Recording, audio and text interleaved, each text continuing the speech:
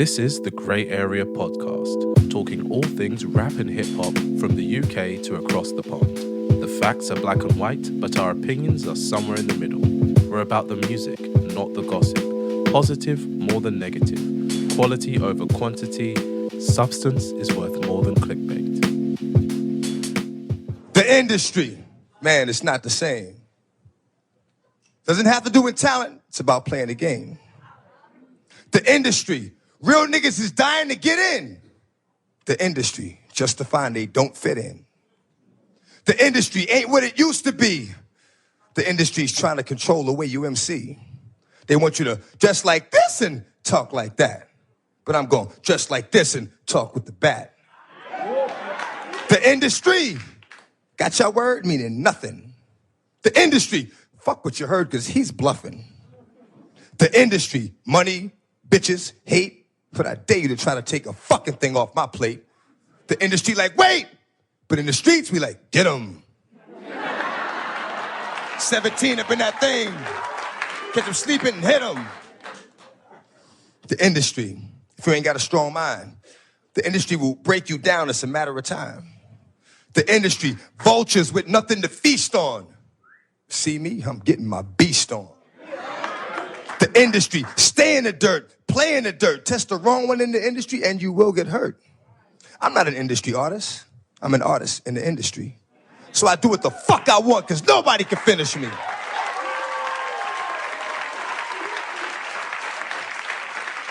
The industry, wanted, dead or alive, new artists to sell their souls in the way they survive. The industry don't give a fuck about you, but the industry couldn't make a dime without you. The industry, I'm sick of this industry shit. The industry playing them like a industry bitch. They tried to finish me quick, but I am long, so I stand strong. Fuck a beat. Listen to the words in the damn song.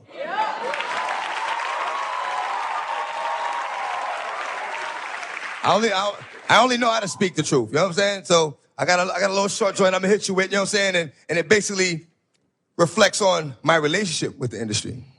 This is what it is. Often my words fall on deaf ears. Motherfuckers be listening but don't hear. Talking to a nigga, he be sitting right here. I be like, where you going? Nigga be like, yeah. Thank you.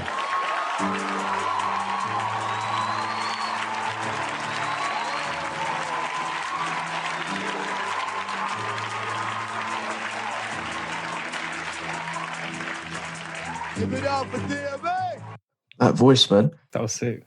I don't think the industry likes that kind of stuff anymore, you know? I remember that stuff, man. I remember that was great. When I remember Kanye's one. I remember all the comedy. I mainly watched all the comedy. I used to skip all this because I had the DVD, so I used to skip all the rappers. What the fuck is that? So what was everyone's introduction to DMX then? When's like our first memory of hearing him?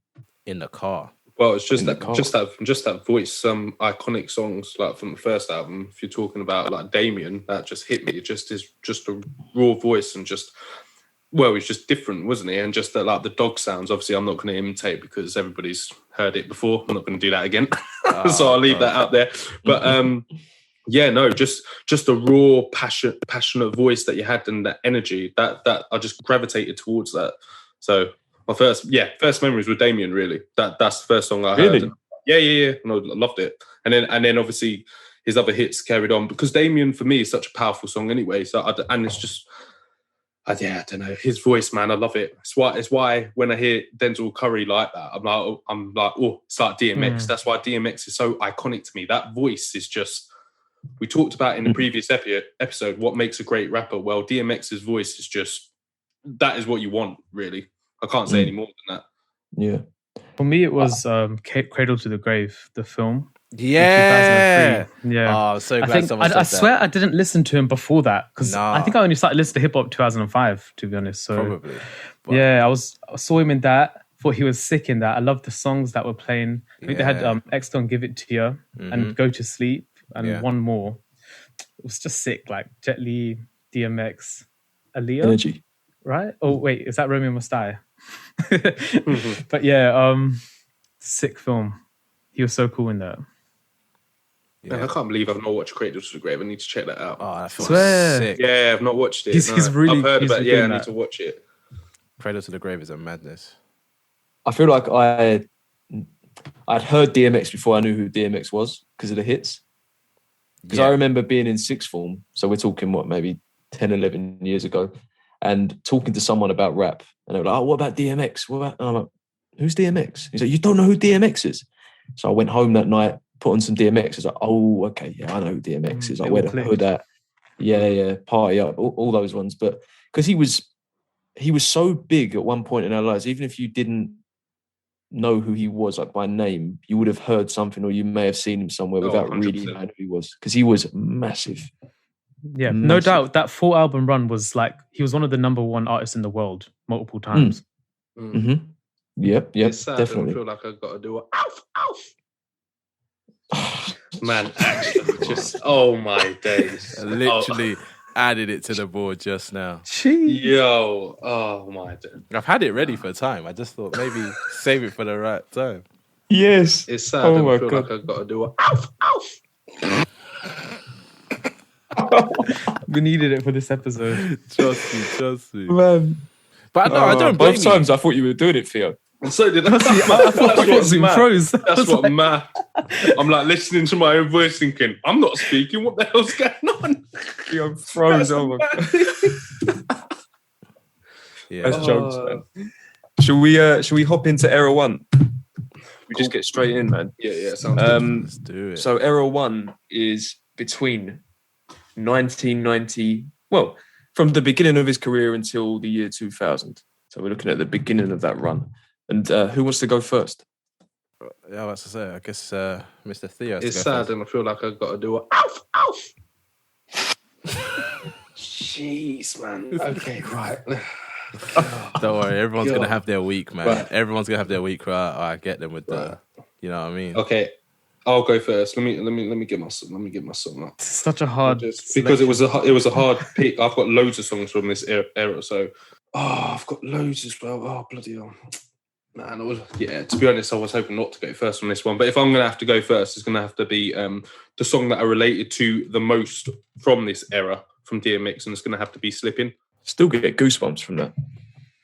That song's so powerful. It really is, man. That it's just when you I don't know, if you're in that song resonates with me, because when you're in like a struggle or a dark place and you hear him saying it on the song, that song should be, obviously it's like dark what he's going through, but the last verse gives you hope anyway, and that song should be a motivational song for you, that even when you're literally, as he says it in the hook, he's slipping, he's falling, but you've got to get up. That should be motivation enough for you to pick yourself back up and do right. So that song's always resonated with me. It's a strong song.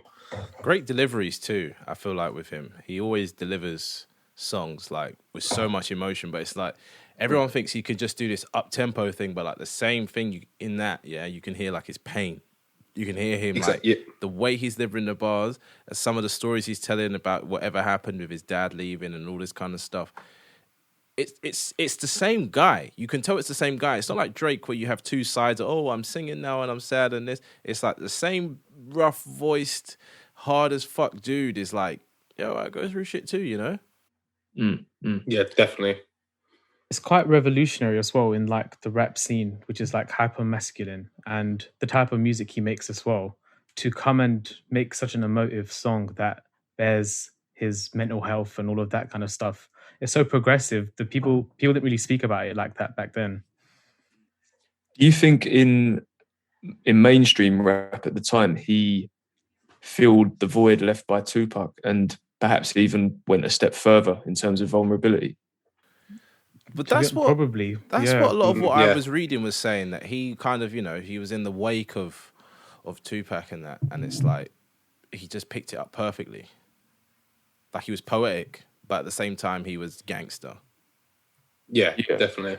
The link with him and Tupac is interesting because they're I don't know if anyone after this has done it, but they're the two artists that have released albums in the same year that have both gone like debuted at number 1 on the Billboard. So Tupac's was All Eyes on Me and Don Illuminati, and DMX's were his first 2 albums, It's Dark and Hell is Hot and Flesh of My Blood. They both went number 1. That's mad, isn't it? It's a crazy I didn't record. know that. Yeah, considering the similarities between them. Mm-hmm. Yeah, I mean, I was just thinking, like, because I made a list of all the sort of rappers and artists that came out around the same time. So you had Mace, you had Capone and Noriega, you had Puffy's first album came out, you had The Firm, The Lox, Big Pun, Cameron, Cannabis. And then you also had, they were like really kind of his contemporaries, I felt. And then you had people like Missy Elliott, Company Flow, Jurassic 5, Hot Boys, list goes on. In terms of mainstream rap, though, I feel like he really stood out from them lot. It was kind of the bling bling era, wasn't it? And even artists that were street and whatnot were dressing up in the shiny suits for the video and perhaps not really saying too much. And then you had DMX, who was, I mean, I don't want to say any other names of songs and that, just in case I nick yours, but I don't know about if breath of fresh air is the right word, but just felt real, didn't it? Yeah, he did. Well, people from the streets relatable. Could relate to it. Yeah, exactly. People from the streets could relate to them. It wasn't like, this guy trying to pretend he's from the streets, but he's all in these flashy suits that people on the streets can't afford anything. DMX was just real. They had someone out there on the mainstream that they could relate to. Yeah. I mean, Definitely. that kind of, I don't know if it leads on well, but for me, my pick for this era was the song I Can Feel It. Now, bearing in mind, I would have heard this song probably, let's say, for the second time in the last couple of weeks. I was like, damn, for me, this is a standout from It's Dark and Hell is Hot. I was like, damn, like DMX is on some stuff. So, yeah, following on from what we just said, it's kind of, even though that's a down tempo, like you're not going to go right out to that song type thing, that definitely is speaking to like the gangster people. Like he's telling like a real kind of, not even a story, just like a real kind of perspective on the culture that he's left or the culture that he's from. You know what I mean? It felt real. It felt genuine, especially in the third verse where he's kind of giving that whole, it's out of my hands now. I'm done with this type of thing. I'm moving on. But you could still die from this. You know, you should kind of tool up, be ready for these types of things. But for me, the reason why I feel like this song's so like, I wouldn't say it's a good introduction to DMX, but it's so good for me, like hearing it the second time around, because I was just kind of like, I didn't know he had this Tupac-ish side to him, like you guys were saying about how he picked it up and took it from there. And do we know how like intentional that was? I don't know if it's intentional. I think it's just a coincidence. Yeah, I would say it was a coincidence. I don't think it is intentional. I just think there were, I'm not too, I think it's a coincidence, personally. So with the coincidental, like, did he purposely take Tupac's shoes? I think because he was active actually from 1991. I only found that out today, and I was shocked because I thought his like come out year was 1998, which obviously was with his debut, but he was active for 7 years before that. So he was rapping, like growing up with listening to Tupac and like, wow, this is the top guy of this decade for me. And yeah, that death probably hit him hard, and I'm sure there was a lot of inspiration taken from that. Sure, that's a really good point now, because I didn't even know he was active from 1991. And like you say, when you hear DMX, you do hear that link between Tupac. So that's a great point, really, because death probably did hit him really, really hard. So, and then he thought, right, man, there's a lot of similarities though as well. Like the definitely. energy that he raps with is so similar to Tupac's. Definitely. Like Exactly. you can't think of another rapper that like hits songs with like so much passion, but not like in a jarring way or a way that like puts you off. Like he sometimes DMX raps really aggressively, and that's to threaten you. But it's like if you're on his side, you feel empowered actually rather than threatened. Yeah. Some of his flows do sound similar to Tupac's, especially in this song. Like for me, it felt a bit Tupac-esque. But then when you look back to that era, there was only really about 2-3 flows going around, and this is the poetic rap flow that he's kind of embodied here. Yeah, that's the thing with it. It doesn't sound. It's like, I'm glad you said poetic. It's almost like it's on the cusp of spoken word at times. Yeah. Because as I was listening to that again and the track before, I'm thinking, I'm even though I've heard these songs so many times, I'm struggling to follow like what pocket he's in, because he's just kind of like spewing whatever's in his mind. He's definitely a poet rapper. Like he's got a lot of songs that follow this structure of like a phrase and then like a rap line comes after, and then like the phrase comes back, then a rap line. And he did it in that poetry slam thing that we watched at the beginning. But there's a lot of songs in his discography that do that. And then you hear it in the prayers as well through the albums as well. So you can definitely see he's a poetic rapper. Through all the prayers throughout all the albums, they're so poetic in them in itself, really. And you hear it through his songs. So. I'm gonna be spamming that one, boy. No. Don't worry, everyone's got one coming up in the next few weeks. I just need to go through and get the best of the best. But Theo, you've been giving us lightning ones. I got another one now I want to add on, but it's not working right now. So, Kieran, what you got for? Yeah, go on. So my pick was Damien because I wanted to show his versatility. What was that comment someone wrote on the Zoom chat? I was zoning on that song. I didn't even get a chance to read it. He said, "Who did this inspire?" I feel like it inspired Eminem. No, that whole speaking to yourself type thing.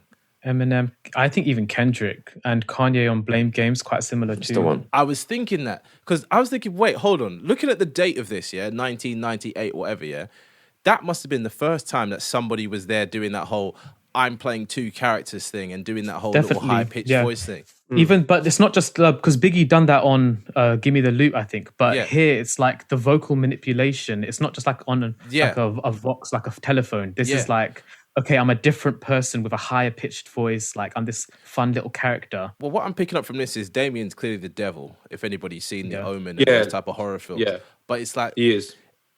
It's a voice in his head that he's trying to not listen to, but he has to listen to. Whereas I feel like every other time you've heard it, apart from with Eminem, it's the person trying to speak reason to them. But this person's just speaking pure madness in their head. Like, hey, go kill these guys. Go kill your friends. Go do this. It's like, whoa. Yeah, this is the reason why I picked it. Yeah, I didn't even know. I do know that song because I know the hook. Like the inner dialogue, it's not positive at all. It's this like inner dialogue of dark temptations that I feel like everyone can relate to some extent in certain things. Like sometimes you just get this feeling like, oh, should I try this or should I do this? And that dialogue that goes through your head in that moment is just painted on this whole song. Like this whole journey that he started like trusting this character's temptations and started following deeper down this rabbit hole of like becoming like the devil's agent essentially. Well, it started out with like, you do this for me, I'm giving you this, I'm giving you that, but then it was like, oh, I ain't gonna go kill my friend. And he's like, well, you said you'd give me your right hand. He's like, fuck it, okay, I guess I'll better go do this type thing. It's like he's damned if you do, damned if you don't type thing.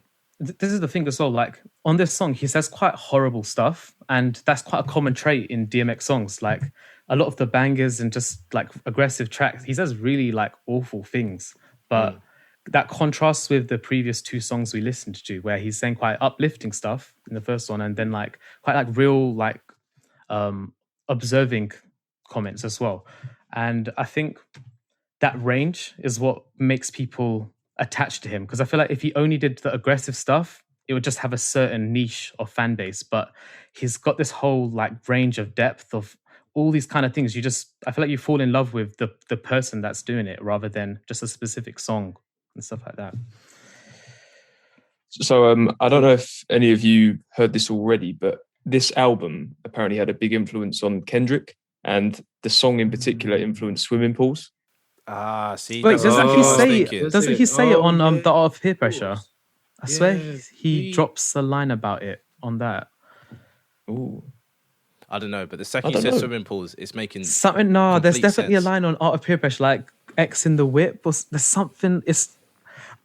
Oh man, I wish I could remember the line. You're making me want to search this I'm up. looking for it now. Get Genius up. Trust me. Genius ain't saying shit, bro. Yeah, but that's mad though. I remember that Kendrick did say it was inspired, but then you even look at later songs and see the inspiration even further. Like you only need to listen to you to like get the inspiration even further of like manipulating voices. How Kendrick does it really well. So I think X and M were the two that really influenced Kendrick in terms of switching up the voices and that big time. Have we found the lyric yet? No, I don't see it. I don't see it, but one of you guys might be. It rings a bell for me, but I don't know if it's that song. I don't think it's that song. I was trying to search it. I didn't see it on. No. Right. These things happen. Right. Okay. Oh, that's a classic hook, by the way. Classic. Yeah. Oh, yeah. 100%. Because I think it's like, is it referring to like characters in the Bible or something? I wouldn't be surprised. I feel like it's kind of that, and then it's kind of just like it's things that go after each other. So snakes always try to get rats, cats always try to chase dogs, and dogs try to, like, it's that whole type of thing. Like, this is funny thing about DMX. You know, he lives in this world where like everyone's a dog or a cat, and like you listen to him speaking in interviews, and it makes me laugh sometimes. I'm like, like you just have to go along with this world he's in, where like this dog done this, and I met that cat the other day, and he said this to me. I'm just like, what are you on about? that's his slang, isn't it? His slang is based off that. And I guess it shows how old he is in that regard. But he takes it to another level by like being someone that barks and growls too. Most So definitely. it's not just like the slang. But also, I was reading something where apparently because he had a really traumatic upbringing and used to get abused and neglected and whatnot, he would walk around at night and befriend stray dogs. That's why his affiliation and loyalty towards dogs came about. It's a joke thing then. Okay. Oh damn! Yeah. I've lost my train of thought. It's gone. You were talking about the dogs he meets on street. Yeah. I could start. That was it. I think he said, or maybe it's someone else who said it somewhere. But basically, there's the saying that people don't trust people who don't like dogs, but they trust a dog if they don't like a person, because a dog will have this just undeniable, this relentless loyalty towards a person. That it won't abuse you unless you train it to. It's not going to sleep with your woman. It's not going to do this. It's not going to do that. You can always rely on the dog. I think that's what DMX said in an interview once, and that's why he just is infatuated with him. Yeah.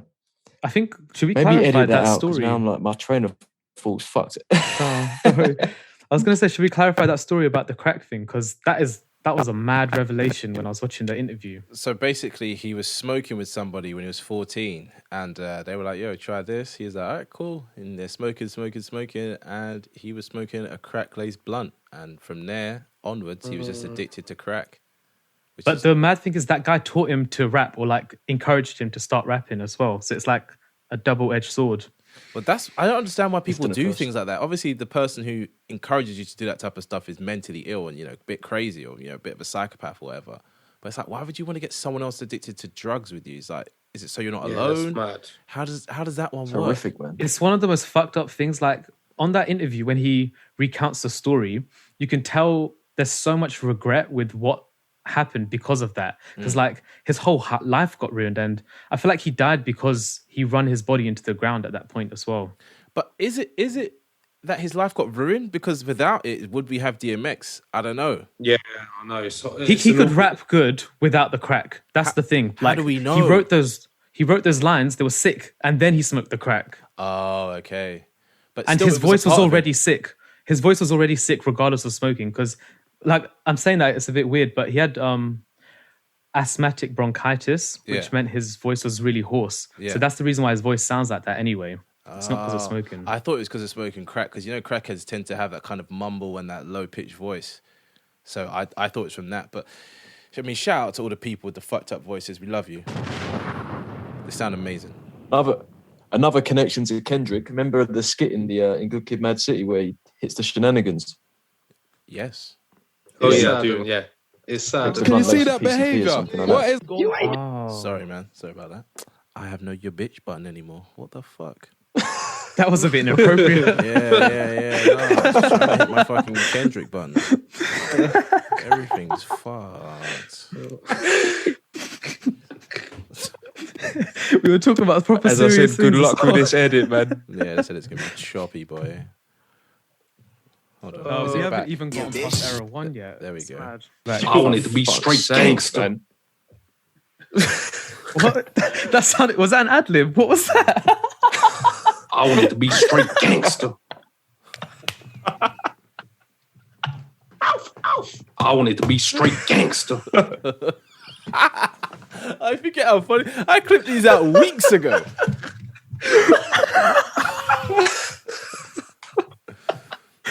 Oh, yo. I think next week I'm gonna add Sean's ones because Oh my I've goodness. got too many. Theo's giving us too much. Theo, you got like 5-6 clips, and I'm throwing them in now, but it's fucking up the board. Oh, I forgot to even Jesus, put that. man. That was mad. Oh, I forgot I even did that. That is funny. Oh, man. Where was that from? Which episode? Yeah. The UK rap albums one, literally the one I just edited. We were talking about Birdman for some reason.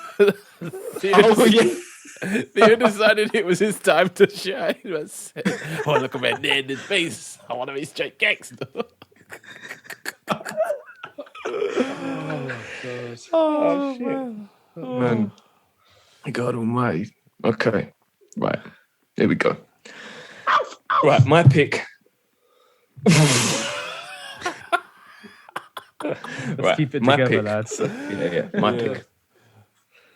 All right, so for my pick, I've just gone straight violent. Same album, final track, done started something. His verse on this is so sick. I believe for the listeners, the title was This might be his best verse. Niggas done started something. Sean is a Caucasian male, so he cannot say these words. And for any of the other listeners wondering, Theo is also a black male, so he can say these words. Kieran is brown, so maybe. I don't know, but I don't think he will. Lyricism. Ooh. Man, he just went off, man. I mean, you have to when you've got. That's the thing for me is that we often talk about the passion, the delivery, just the voice in general. We talk about like his vulnerability and that, but there were times in his career where the pen game was so strong, man. I was gonna say, when you got Styles P, Sheik Luch, Jadakiss on the track, you got to go somewhere. And Mace, you got to go somewhere, and he took it there. His verse is so long, but it's like I feel like. Everyone heard the beat and was like, oh, I want to get on this. He's like, I've already written a whole fucking song. He's like, fuck it, get on it then. Yeah. The way he writes his flows so conversationally at points as well. It's like, how did you write? You surely didn't write this flow. It was just like spat, like so casually to fill a gap. It's amazing. Yeah. It feels at times freestyle-esque. But then the other bit that amazes me is just the amount of times he switches up the flow as well. Yeah, definitely. Do we know if DMX was a man who sat down and wrote his bars, or if he was a guy that kind of freestyled? Do we know any of that? I feel like he was a writer, but again, with that one, it just felt like they all had the 16, but he just was in a zone and he just went off. Do you know what I mean? That's always the vibe I get from that one. I'm glad he did that though. He had to own that song as his own, innit? Otherwise, But it's not even like the only instance of that at that time. He jumped on a few posse cuts around that time. Like we're talking, 24 Hours to Live? Is it 24 Hours to Live? The Mace is it Mace's record? Yeah. There's the LL Cool J track. Is it 4321? Yeah, I like that one. The one on the Belly. Is it the Belly soundtrack or Grand Finale? Or something like that. Oh yeah, Grand Finale. Yeah, I know. There's a few. There's a lot where he just jumps on there and goes mad. But yeah, I just wanted to give his pen game some love, really, along with all the other things we've discussed. Yeah, man. I've always loved that track. Following on from your whole pen game kind of thing, I think I'm next. I think I'm first anyways now because I went second last time. But my pick from the second era, are we jumping to the second era straight away? How are we doing this? I don't want to... Yeah. I thought Sean wanted to discuss it. Just...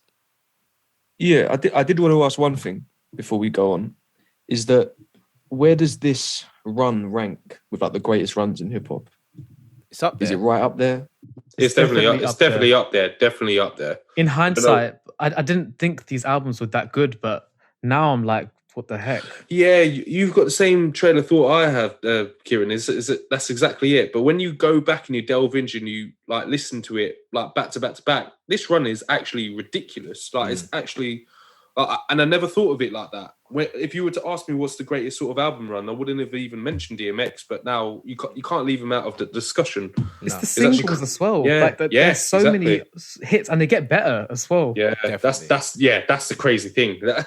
Like, how are you dropping like absolute bangers, and yet they do just get better as it transcends into the next era? Well, everybody knows DMX's big songs, but like these songs that we're playing aren't even the big songs. They're just good songs off his albums, which have like a lot of tracks on them. And when I was going through listening to all of them, I was like, damn, DMX got a lot of bangers here. Yeah. Like bangers that I'm sure I slept on.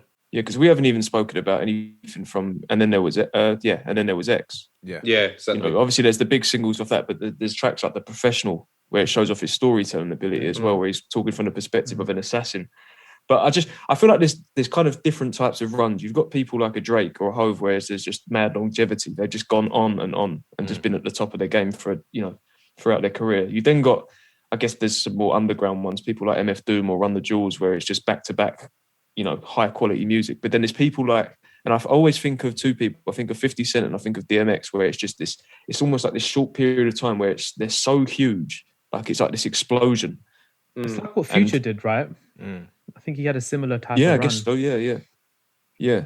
No, you're right, actually. Maybe like 2013 to 2016, 2017. Crazy output for like 4 or 5 years. Yeah. Yeah. But I feel like the quality didn't lack going through the rest of his career. And that's one thing that, is quite difficult to maintain. If you come out so strong with so much good like music, considering what Kieran said earlier about it both albums going platinum or something like that, both went number one even. Oh shit! Okay, I didn't even know that. Number one and all of his albums went platinum in this. All of them, I think, all 5. And back then, the first 5 did. Yeah, that's not a joke back then, because that's however many thousands and thousands of people buying that shit. Like physically going somewhere and buying it. It's insane when you think about it. Yeah, I think the second album sold like 800,000 first week or something like that. That is insane. Crazy numbers. Yeah, that's mad. That is mad. Especially back then, 800,000 in the first week. That is ridiculous. And the only lead-up single was "Slippin'" as well. Bloody hell. No, that's mad. It always makes me wonder, what was it like back then? Because how do you hear about music? Do you know what I mean? There's no internet, nothing. No. What are you doing? Walking into HMV or your local record shop and the guy's like, yo, there's DMX shit. You got to buy this one. Like, how do you know what I mean? The hip hop community was at like a peak though, because you just had Biggie and Tupac, right? And they just died as well. So people were looking for a void to fill, and it had expanded past just like a small community at that point. This is true. Because around that time you would have had like Beastie Boys. I know that's not really a big like hip hop name, but you know what I mean? Like you would have had a lot of like commercial rap, but I guess this is that real shit, quote unquote, DMX was feeding the streets, as it were. Right. Era 2. Yeah, from feeding the streets, I've got to go for what I'm deeming to be a classic from this second era, Who We Be. That song got me through some aggressive adolescence, Mate. Every time I was pissed, I'd put that song on. That song is just so hard. This is why I was like, does he write this down? Because you would have to write that. You can't just freestyle. Oh, you would have to, because that's you can't. A poem. The way he's going amazing through because the story of the beginning, he starts off, keeps going. Every verse is like a mad story. Then the third verse, he goes into his own personal life. I'm like, what the fuck, bro? But it's mad though. It's the way how he's wrote that as well, because it's not just the rhymes, it's the schemes as well. When he's doing it, you hear the rhymes and then you hear the schemes where he goes off those little, like, there's 4 sort of bars there that is its own scheme, then there's another scheme, then there's rhyming again, then there's scheming again. How are you just writing that all down? It's mad. It's like the free association with it as well. Like he's like listing stuff that starts linking together, and it creates like this deep picture of like a commentary of something. Yeah. I'm so glad someone picked that, but fuck, when when you're getting old, because my neck is fucked after that. Yeah, I got a headache. My neck. I saw you guys going Jesus. mad. Shaw was doing the mad producer neck. He was going. I'm Kanye on the plane. Yeah, exactly. Yeah, on the plane. Listen, that song if that song doesn't get you hyped, then there's something wrong. Definitely. There's something wrong.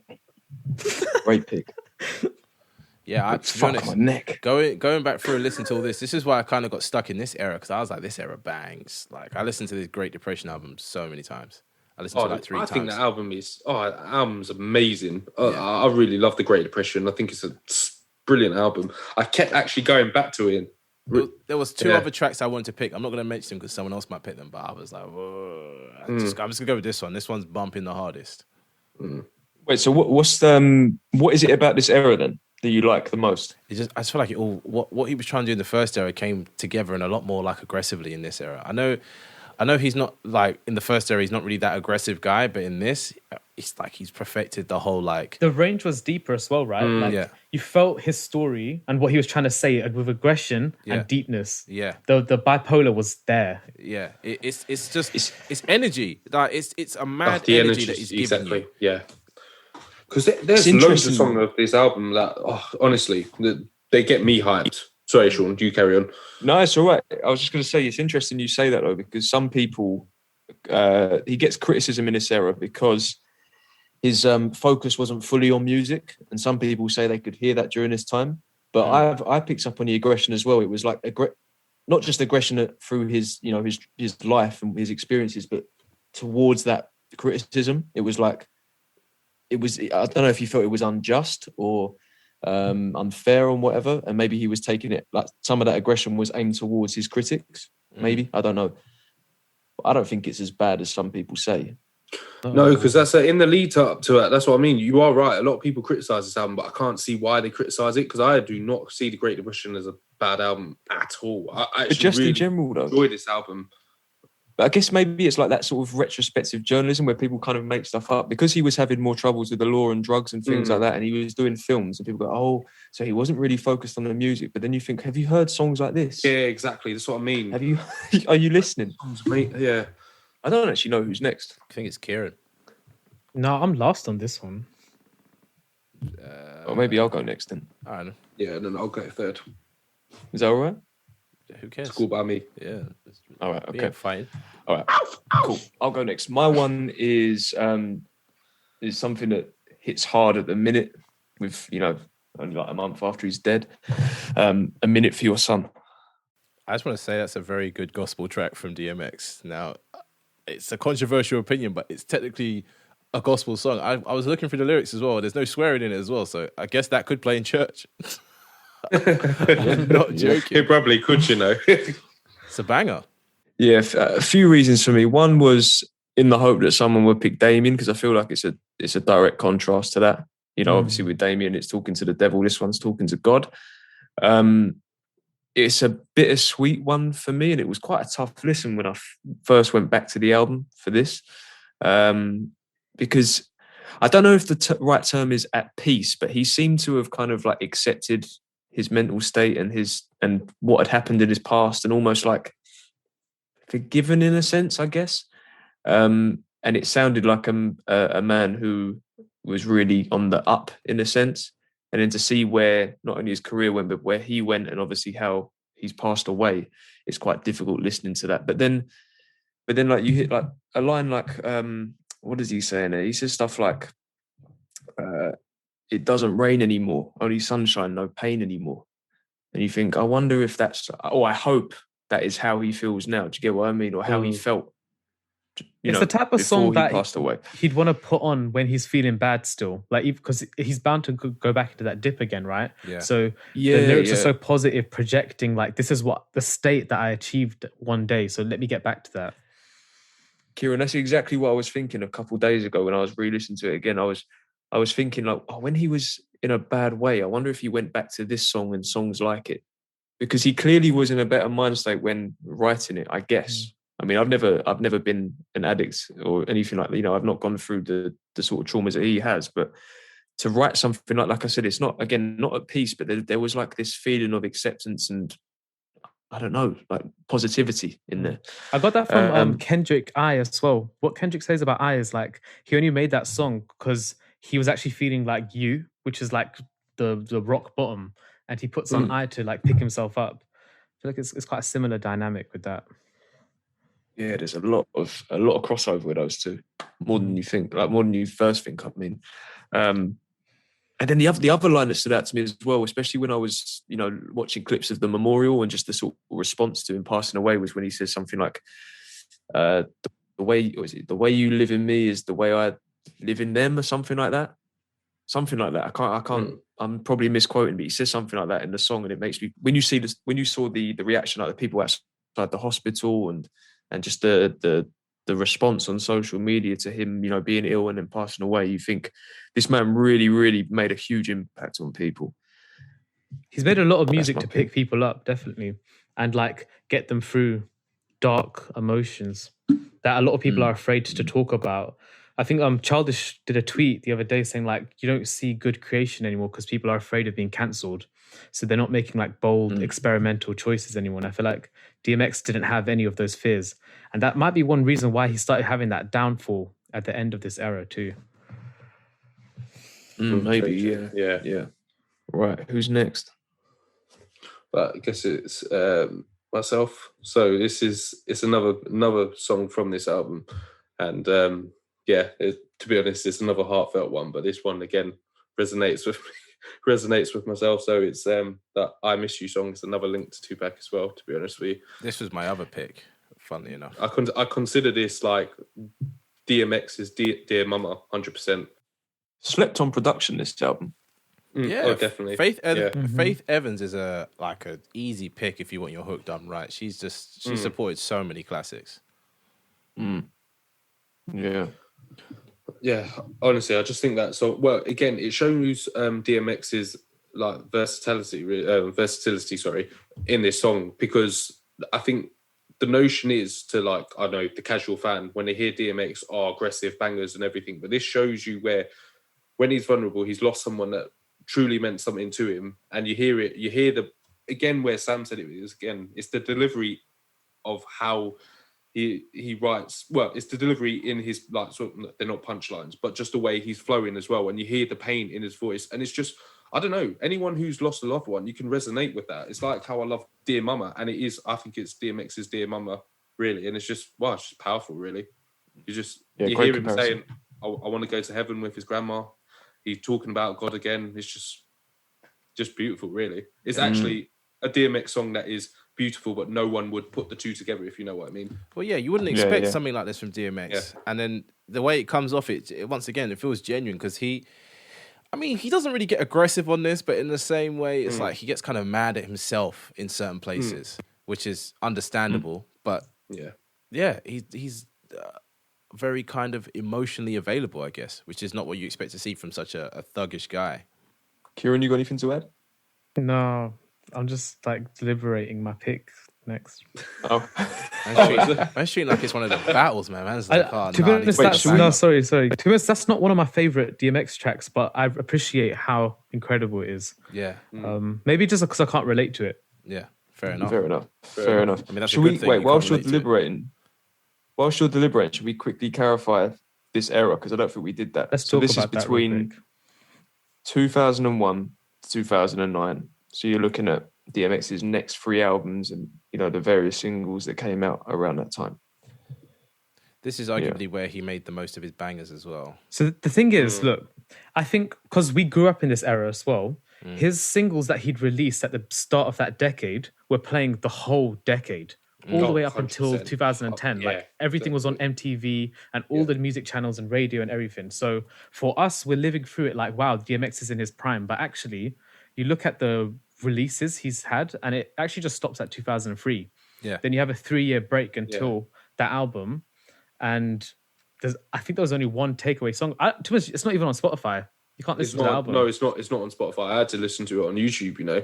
But there's no real takeaways from that album. Except like one. you said, that As I said, there was definitely one. Do we know why that's not on Spotify, though? I don't know. There was some sort of label difficulties at that time. Yeah. Was that surrounding Jay-Z as well? So Jay-Z took over Def Jam after the Grand Champ came out. So 2003, 2004 time. That's why he retired. Then he was like, I'm going to support DMX on this label. But none of that happened. And like 2 years down, when DMX was ready to drop the album, and they'd recorded the video for the first single, I guess it was Lord Give Me a Sign, the label was like, no, we're not going to put this out anymore because you're too focused on drugs right now. Yeah. And that probably was the reality of the situation. Like we know what I'm seeing here, in this period, he went to jail 5 different times, or he was arrested 5 different times. As well. So knowing Jay-Z, that businessman, he was like, I need to distance myself from this because I need to keep it professional. Like obviously DMX was moving unprofessionally. So yeah, something mad happened. He had to leave that label, join Columbia and drop the album a year later. The rollout was just weird. Because didn't DMX accuse Jay-Z of sabotaging his career at that point? That was a bit, I don't know. There's something a bit crazy about all of that though. He's talking to a druggie here though as well. So it's like he's looking for any excuse to make his reasoning is that Jay-Z didn't want him to rise higher. That just sounds crazy. Yeah, I've read that, and again, it's like this retrospective journalism again, where people say that DMX was a threat to Jay-Z, so he sabotaged his career. But I feel like his decline had already started at this point. Like DMX at his pinnacle was the late 90s into the, the turn of the, into the new millennium. That was his absolute peak. You have to imagine as well, this time, Ja Rule's popping up and, 50 Cent. Yeah, 50 Cent. But I'm thinking about Biggest people thing on with the a planet. similar voice and the similar style of music. Oh, Ja Rule is popping up, and it's like, for Jay-Z, he's like, am I going to push DMX, who's got all these fucked up problems, probably going to go to jail and all this kind of stuff, or can I push Ja Rule? And as you know, Ja Rule took over in the early 2000s. Yeah. But this is why I'm saying to me it's inaccurate. Like, I'm going more on the, like what Kieran said about the drug use. I think that's probably the more accurate explanation, because at this, we're talking, 2006? Ja Rule wasn't popping at that point. Yeah, 50 Cent, not 2006. Yeah, he was. You might want to check that. Really? Ja Rule was popping in 2006. Ja Rule was popping in like 2001, 2002. And then 50 Cent came along. 2006. He might have had a few late bangers. There might have been the track with R. Kelly around them, but even then I feel let's not talk about that. You mentioned his Kelly. name. That's someone. Wow, I can't believe it. Hey, man. I'm not even going to beep that out. That one has to stay. R. No, Kelly but could stay. I'm just saying, I don't think that DMX was a threat to Jay-Z's career at that point. I think, I'm saying to pick out the two, because of the whole Murder Inc. thing with them three, I think that Jay-Z was just like, let me stick with Ja Rule. Pick Ja Rule, yeah. I'm not saying what you're saying is wrong, but I'm saying from what I think, like what I see. No, I know what you mean. It's from a business perspective, he's probably thinking, it's not only a safer pick, but Ja Rule had a mad run in the first half of the 2000s, but they also had a bit of a beef, didn't they? Because of the similarities in the voice. Didn't Ja Rule accuse DMX of copying him, or vice versa, something like that? There was some. But how can Ja Rule even say that? That's some madness. That's what really annoyed me when I read that. But New Outrageous. York was a mess, really. New York was a bit of a mess at that point. Everyone was at each other's throats, and There was you too can many see how the rappers. South came along. And There's way too many rappers. 50 Cent didn't give a fuck. 50 Cent wanted that. He wanted to cause the chaos. 50 Cent was different. 50 Cent was just something better than everybody else that came before him. It's just a shame he couldn't. He fell off maintain quick, it. though. Yeah, exactly. He really did fall quick. off quick. He did fall off mad quick, man. Because after Curtis, that was it. It was a rap, man. You didn't see this guy. Yeah, when Kanye... Curtis doesn't remember really have that many takeaways, though. No, to it be doesn't. honest. It doesn't. But Do you remember that whole thing? IO Technology held on for a bit. That was the only. That real was a single banger. against Curtis, yeah. But then, he dropped off mad quick after that, man. Oh, That was the real shift, wasn't it? Because I remember that was they did the whole, I can't remember what magazine it was, where they had Kanye and 50 Cent face to face. Yeah. They were released in the same day, and Graduation sold more records on the day. Obviously. And that was like the shift in the culture, I think. I mean, to be fair though, with 50 Cent around that time, he did start acting as well, and he's not a bad actor. Let's say he's all right.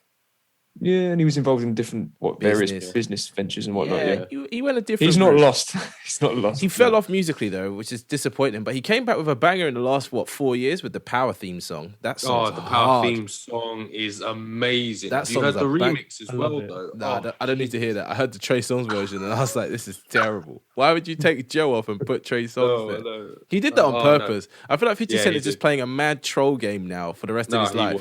He was. But that Power theme song, this is the big vibe. rich town. Oh, jeez, Theo's man. just giving us more and more clips. He doesn't even realize it. It's the whatever is in that cup. Yeah, he's on that little Wayne juice. Kieran, what are you giving us then from this era? I got two really incredible records, and I got like one personal one. Well, you're only allowed to pick one, to be honest. So got to narrow that list down. I'm gonna shout all three out, but pick one. But It's your pick, man. I allow it. So, I need some help. They're All all right, really, well- really incredible tracks. Have any of them got high energy? Lord Give Me a All Sign right. does, and no, The Rain kind of does, but it's in a different way. The And rain is a No banger, Sunshine though. is just Oh. that vibes. Like those three, I just love those songs so much. I don't know which one to pick, but Okay. The Rain I, have The think Rain. is a sleeper. No, the rain is a I have I The don't Rain. think a lot of people know that Love song, that. and Oh, that so song is hot. absolutely incredible. Yeah. Yeah. Sorry. Another area where DMX deserves his flowers is hooks. I was gonna say that whole- it yeah, almost sounds like a just slave song. unbelievable. If you hear what I mean, Oh no, I hear that completely. Definitely, Sounds it like does. a kind of like a chain gang type vibe of like you can have a whole bunch of people behind you say that only, yeah, you know what I mean? Yeah, exactly. No, it is. Yeah, no.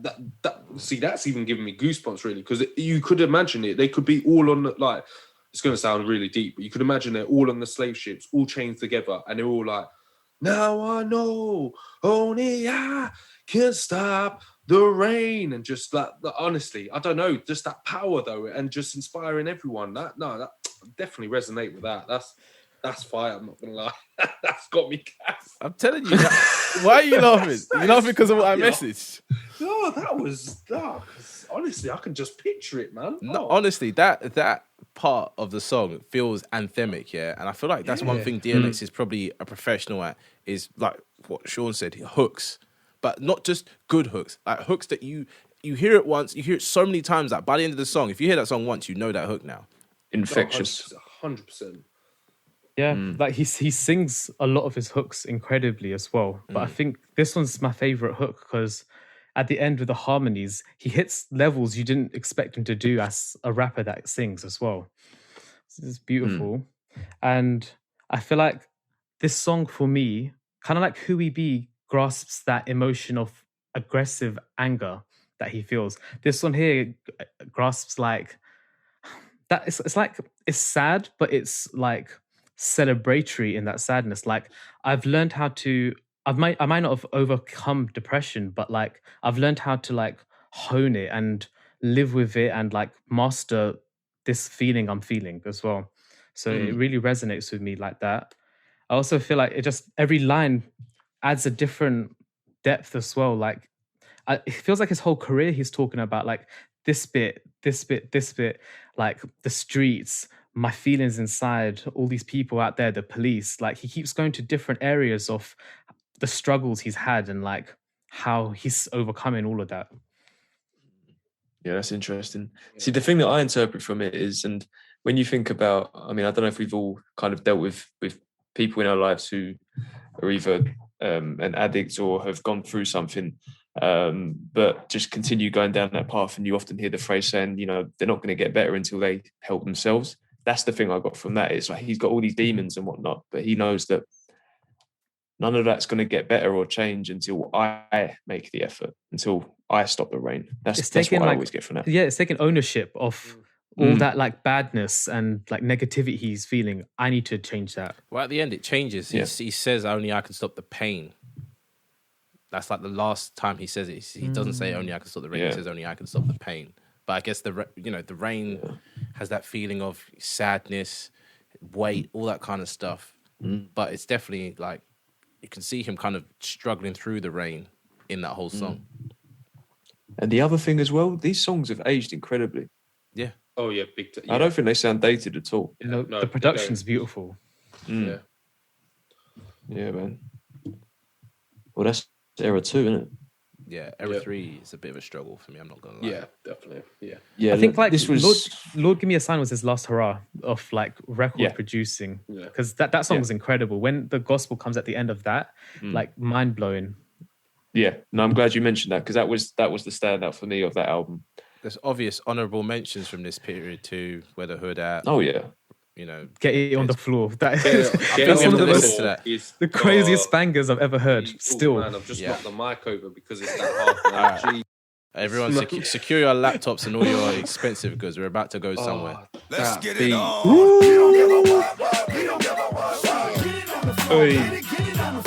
Okay, that's enough of that. But imagine, you're in the Still club. goes off. Imagine you was in the club the first time that song drops. You would have ripped the speakers down and burnt the whole place to the ground. Off. Yeah, we need to check what day that song came out and see how many fires there were. But that's the man thing. You're so right with that, because I've been in the club when that song goes off. So when you mentioned that coming out for the first time, there would have been chaos, man. Crazy, yeah. That reminds me of that Future line: when I drop an album, the crime rate increases. Jeez. Yeah, I'd hear that and have to go buy a gun immediately. I was going to say, I wonder if that was like the equivalent of PAL over there. You know how like when PAL came out over here, it got banned from the clubs and all that. I wonder if people went mad to that one as well. Some songs just like speak to your inner instinct, and that is one of them. Oh, definitely, man. If I hear that in a club, Props to shit has Swizz hit the Beats though, fan, because I'll tell you that. he tapped into some different energy on that. Yeah, trust me. You made me want to climb the wall there. I ain't gonna lie.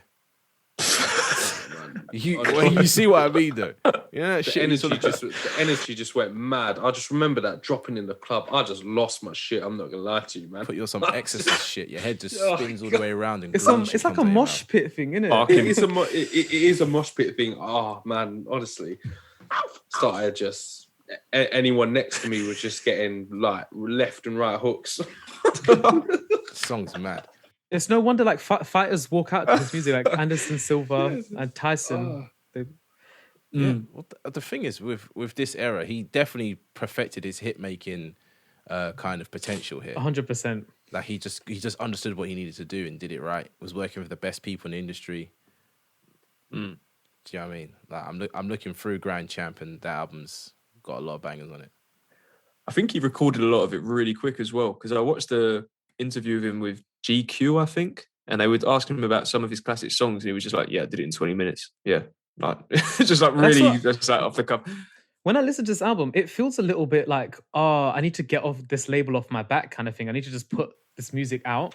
Like it feels very commercial, but also so refined, like Sam said, that it's undeniable music all throughout. I don't feel like the sequencing works on this album. That's probably what holds it back. But I mean, do you think it was really sequenced? A lot of good songs. Because I don't feel like it was given the same attention like what Sean said. I really don't think so. Yeah. But it's bangs though. Yeah. But yeah, moving into the final era, which is 2010 until his, unfortunate death.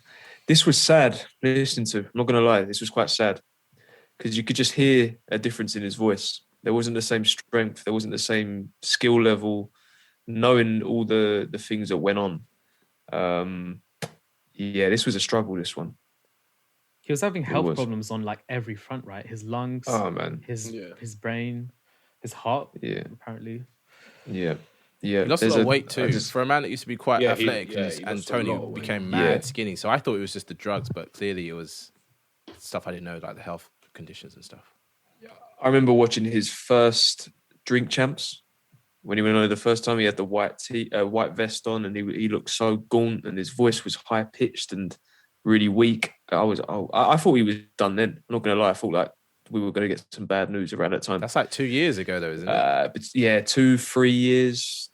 Definitely no longer than 4. But he got better again. He put on weight. He sounded better. He was making music. Apparently, this new album that's coming soon, or maybe out by the time we drop this, it's he's kind of returned to form and that. But the thing is, like, what can we expect for someone with asthmatic bronchitis, though? Like, he's someone that, like, as a kid would have sleepless nights because he just was wheezing constantly, couldn't breathe. Like, I saw him trying to like show how he used to breathe. It was like that. Yeah. Like, if you're sleeping like that, like, how can this person even rap? But he actually did a lot with that. Yeah, I guess that. Yeah, exactly. And that's what kind of. That's how I try and think, is that this man, with all the things he went through and had to deal with throughout his whole life, the amount that he achieved and the impact that he's had on people in 50 years, and to live that long as well, considering the things that he's been through. I mean, don't get me wrong, he's passed too soon, but he really made the most of life. He really did. There's plenty of people out there that go through less than what he has and don't, do a fraction of the things that he's done. So, well, he battled addiction for 30 odd years. That's a hard struggle. A lot of people don't even make it past the first 10, apparently. So 3 decades of struggling with drugs and the health conditions on top. It's crack as well. Like, that's the most addictive thing you can have. Crack so hard. It changed his life. Yeah, man. I'm not gonna lie. I don't have a pick from this era. I don't have one. Well, like we should probably clarify for the how many listeners we got? Nah, India. Man. Shout out. Yeah. Big up India. Just re-say that. Say to shout out to the Indian listeners, man. Cutting that bit out. That was harsh. About 5,000. You got to think to the future, man. I'll rewind. Okay. Can you see? So we should probably clarify. What is that? It's sad, and I feel like we should. No, I thought you were going to drop that again. I wanted to be straight gangster.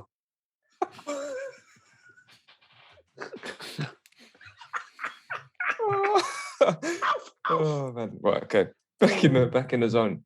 Yeah, we should probably clarify for the listeners that we haven't just picked, or we haven't just considered songs from this time period. We've also thought about his features and whatnot, because there is so few tracks here where, try not to disrespect the man, but he wasn't well. He wasn't in the right frame of mind. He wasn't physically in a good place. So yeah, you might get some features from years before during this time. But who's first? Is it me? Probably. I thought it was me. Oh, is it you? Oh yeah, you did say actually before. Yeah, I think it is Kieran. It is me because I went last time. Okay. So my pick was Last Hope, which I don't know. It makes me feel nostalgic. I can't explain why. Maybe it's a cover. I don't really know, but it really does. It bangs like the heyday DMX. The song it gives me goosebumps because it's like it shows the potential that he has like at any moment in his career, because he's just that good. He could just bring back that essence from the past. I feel like it's almost as good as how he used to be. There's moments when he's kind of like tripping over his words because he can't do that quick flow, the conversational bit he likes to do, but it's close to perfect still. He's reflecting on his life as well. He's doing that thing he likes to do where he's open and honest with the listener, but he's also kind of very introspective, I guess. Like he's not preaching. He's more so just looking at himself and going, "Oh, I fucked up." It feels even more mature than earlier as well with the introspection. Yeah. Yeah, man, that's a nice track. Yeah, very nice. Right, so I was going to pick something from Undisputed, but when I thought that we could pick out some features, I was going to pick this one. I mean, I could pick the classic one, but I have a feeling someone's going to pick that, so I'm going to pick my other one. So I've picked Come Back in One Piece. I mean this in a good way, but what a strange song. It is a very strange song. So different. The beat is odd. Yeah, but that's what I mean. That's what I kind of like about it, because it's DMX again being on a different type of beat, because the beat is very odd. It's very odd. It's not like it's not a normal beat, and it's the fact that he almost compliments Aaliyah as well. That's what I like about it. He doesn't sound out of place at all. You almost think the mix up, like him with Aaliyah wouldn't work, but it does work. They actually complement each other, which is You put it on paper, you don't think it's going to happen, but it happens. So that's what I like about it. Yeah, rest in peace, Aaliyah as well. She was precisely. Well, she was phenomenal. So that's unfortunate, isn't it? Imagine she's got one album that I know of, and it's got so much bangers on it, and then she's just gone. I think she's got 2 albums that one's not on Spotify. I don't think she's got any music on Spotify. Like none. Oh wait, yeah, that might be. I don't know why though. Like there has to be another story behind that one, but she's got no. Oh yeah, she's got Age Ain't Nothing But a Number. Oh yeah, but she has not got the other albums. One in a Million, I think. Yeah, the one with the red cover. Yeah, I don't know where that one is. Do you know what's just hit me? Is that as much as we're saying about DMX going too soon and going through everything that he went through and whatnot, wasn't Aaliyah like less than half his age when she passed away? Yeah, of course she was. She was. I swear she was in her 20s when she passed away. Yeah, she was like 25. That's rough. Rough, man. And she was amazing. She had a whole career planned out for her ahead of her. Yeah. She was just on top of the game. Can you imagine what she would have done in 50 years? Oh, jeez. No, she was 22. My bad. Oh, 22. Oh my god. Think it's the same. She didn't have recorded stuff that's not released. They could have released posthumous. Well, she's so young though, and with a singer, it's not like a rapper, is it? Singers aren't really in the studio just singing all the time. They sit at home, and have a little guitar, this and that. Their ages refine as well as they grow too. But imagine if Alicia Keys was gone at that age, or exactly. Do you know what I mean? Or someone similar to her. I can't think right now, but it's insane. No, you're right. Crazy, isn't it? But that's an interesting pick, you know. That is an interesting pick. Mm-hmm. Very different to everything else we've had so far. That's why I had to pick it. It's very different. Yeah. That's fair enough. X raps some weird stuff though. Like on a lot of the albums, there's a lot of deep cuts that are weird tracks. Yeah, it's a bit weird. He does talk the one with Marilyn Manson. That's the weirdest one. Strange. He has some interesting crossovers. Did he do something with Limp Bizkit as well? Yeah. That was sick though. Rolling. Yeah. Oh my god, that song. Oh, if you were a wrestling fan back then. Yeah. Oh Jesus, man. Huge song. Wow. Okay, so is it me or you, Kieran? Our order's all fucked up. I've It doesn't picked matter. already. No, Kieran's picked already. It's you. Oh and shit, you you and Sam. picked. Oh, it's me and Sam. Oh my. Yeah. I mean, my one's going to wow. be pretty simple. It's already been mentioned in the call, but 4, 3, 2, 1 with LL Cool J. Because I don't really have much else to pick. I feel like that's the most fun he's had on a track for me. The way he started singing in the end was just like, it made me laugh when I was listening back to all this. He loved the posse cut. Yeah, he killed it. Loved it, man. Killed them. And this came out before his albums as well, so it's kind of like, I don't know why he didn't have more fun like this in more of his songs, but here I guess he just felt a bit more free, like this isn't part of my project, I can just do what I like. Yeah. Well, I feel like if you're hopping on a track with a bunch of other people, it might feel a bit weird to get really introspective and start talking about all your personal, experiences and that. Do you know what I mean? It's more when you're on a track like that, you're just trying to kind of show off your lyrical ability. Thing, though, about DMX, I forgot he was from New York until I started re-listening to this. I was like, oh shit, this guy's from New York, and it makes me wonder, like, why was he not more involved with other people around him? Because I feel like everybody else in the rap circle in the 90s was more involved with each other than DMX was with other people, like, if that makes sense. He kind of did. He worked a lot with the Locks. He worked a lot with... Yeah, he's got a few tracks with Jay-Z. I mean, like, going forwards from there. Do you know what I mean? But New York, like I said earlier, New York was a bit mad in the 2000s. It was just, everyone was kind of at each other. He did feature 50 Cent, though. Like that Shot Down track. Yeah, Shot Down. Oh, with Styles P as well. Yeah. But, yeah, I know, it seemed like New York, there were just beefs going on left, right and centre at that time. Fair enough. I guess he was all intertwining. Yeah. Or maybe he was just doing his own thing, man. Maybe he was, I mean, I know he was big on the movies and obviously he had his own problems, but I can imagine him just not really giving a fuck about all that. Being a bit of a loner. A lot of rappers front. Yeah, a lot of rappers front, and I feel like DMX wasn't a fronter. He didn't have any time for all that bullshit. To some extent, like his single he released in '91 flopped. That's why he went into he got dropped from his label, so he had to beg a lot of features in the '90s until the point when he got to do It's Dark and Hell is Hot. So from that point, when your career actually starts, it's like, I don't really want to chase these features anymore. I don't need to do them anymore. Fair enough. Yeah, that's a good point. What was that first single called? Born Loser? I haven't even listened to it. That's ironic if that's what it's called. Yeah. Something like that. Born Loser, yeah. Okay. Well, my final pick, I found like a compromise. So my pick is from this time period, but it's a feature. And it's actually a verse from a song of his called Bane Is Back. But the track I've chosen, I just like the song, is called Foolish by Burner. What a banger. Trust me. Yeah, when I found this, I was like, oh my God, have I not heard this one? But first of all, I just want to say the beats, I love the beat. Yeah. I couldn't find who did it as well. I couldn't find a producer. Whoever does Burner's beats is the best, because 2014, he had this mixtape called 20 Joints, and I slapped that like it was the newest thing going. Like, it was such a hard project. Yeah, Burner's underrated. He's definitely underrated. He's got very good ear, very good beat selection. Yeah, this one to me was like, I'm not sure when it was recorded. It sounds like it was definitely within the last 3 or 4 years, because there is a bit of a difference in his voice, but it was just a sort of something similar to what you said, Kieran, like a kind of rare moment of like when he's in his element, he's still got it. And the hook as well, again, just to go back to the hooks, just great, man. Great. Yeah. I guess at this age he's at now, like we know his health had declined to the point where like his body gave up at 50. So he's close to like his body's lifeline, end of the life at this moment. And it's like, he has to find those moments where his health is on a good day to record. Like it's so inconsistent. That's why we've got so many like poorly recorded tracks and like randomly he's got a good day. So he's like, oh, let me record this. But you can't record like 20 tracks in one day. So it's just inconsistent. But yeah, elements there. I mean, if we're going to talk about how did his discography hold up as a whole compared to everyone that came out around the same time as him, I think it's there.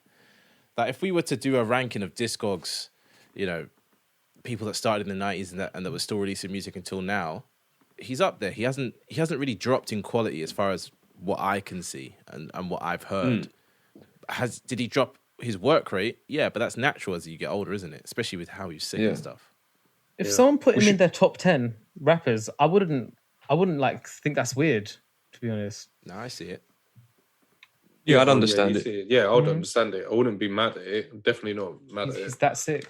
Yeah, There's a power to him. That's that there's a not lot many of can things, to match. be honest. He's got Well, a lot yeah. of facets. Yeah, and that's one thing from doing this that's not so much made me realise, but reminded me of, like, again, if we're talking about what makes a great rapper, the different attributes, the amount of boxes he ticks. You know, he's no doubt one of the greatest to ever do it. But I mean, in terms of the discography thing, I can quickly go through those names again and see like where we think he holds up. So, for instance, Mace. I mean, that didn't go well. Nope. no, couldn't go Capone well. and Noriega, after the first album, I don't really know much about them. Nope. Puffy, it's a different, you can't really confirm there. The Firm, one album, didn't last. The Locks, I mean, I don't know if they really hit like X did. No, they didn't. Big Pun, I mean, that's a sad one as well. Big Pun is sad, man. He had potential, man, but his health conditions, man, Well, it's just obesity, isn't it? He just eating too much, man. He needed. Sorry. I'm sorry. Cut out that laugh. I beg. I'm sorry. I'm just saying straight facts. He was eating too much, man. The doctors told him to stop eating. My man was eating way too much. Got obese, and then I'm just gonna call it out. I don't care, man. The guy, like, rest in peace to Big Pun, but he was eating too much. I don't care. Way too much. He was eating. Donnie said, "What, you think I'm eating too much? Yeah, I could eat way more." He got way overweight. It was a joke. He made Fat Joe look skinny, man. Oh, that's too much. Oh, yeah. That's too much. That's way too much. Oh man, rest in peace, Big Pun. Can we say that after saying all that? I don't think we can, man. I think we've gone too far. We don't deserve to, you know. Oh man. Cameron had a good career. Yeah, I think career, It wasn't compared to DMX though. No. At all. No. When you look, when we go back If we're over talking the discography, hits, probably not. maybe hits, but not even really. No, I don't. Yeah, I agree. I mean, Cameron had a run. There was a time where he and Dipset were, incredibly influential. But yeah, DMX's discography, man. And the only other one is Cannabis, and definitely not. Ton of potential and didn't really live up would to you it. say Jay-Z is a contemporary as well for him? I feel like You could say that. His debut was only 2 years before DMX's. They were both active from early 90s as well. Yeah. Bear that in mind. It's strange. Maybe I'm on my own here, but I always feel like when we talk about generations of rappers, I tend to put Jay in with like Nas and Biggie and people like that, even though they came out another 2 years before him. But he's kind of like in between, I guess. I don't think Jay sees himself as like the Nas generation, because like he sampled Dead Presidents. For Nas, it was kind of like, I'm the next gen bringing this new sampling this classic from back in the day kind of thing. Yeah, maybe he was the beginning of what DMX is in, if that makes sense. Like early. Yeah, that's true. Because he wouldn't be in the same bracket as Wu-Tang and all those types of people that were... No, it's too early. You see what I mean? No. But although, Jay-Z is one of the sort of at the forefront of that whole mafioso movement. And just a year before that was Raekwon with his album, which we discussed a bit before. It felt, that's why for me it's weird. It's like Jay-Z's in this kind of middle for me, in between the two, this crossover. Yeah. But no, rest in peace, DMX, man. It was sad, but really good fun going over that music again, and even like listening to some stuff for the first time. Yeah, what an incredible artist, man. I wanted to do this Discog discussion because we deserve to give him that respect, and I do love him, and I loved him a lot growing up as well. But I didn't realize the discography banged this hard, like singles. But then the craft of those first 5 albums is just incredible. 100%. You couldn't touch on it any better, really, because I'm the same. Like, I always knew about his singles and his bangers, but the discography as a whole, it's just phenomenal. There was a reason why they said he was one of the best, if not the best rapper during those late 90s to early 2000s, really, because, well, just some of the stuff he was coming out with was just amazing, really. I wish I put It's Dark and Hell is Hot on that list we made now, the best debuts. Hey, this is Sean, and thanks for listening. We have a bit of an announcement to make. We are now on Discord. Join us to get in on the discussion after each episode. You'll also be able to suggest new content and talk all things rap and hip-hop with myself, Sam, Kieran and Theo. The link is in the show notes. And shout out to all our listeners in India. Our prayers go out to you during these difficult times. Take care.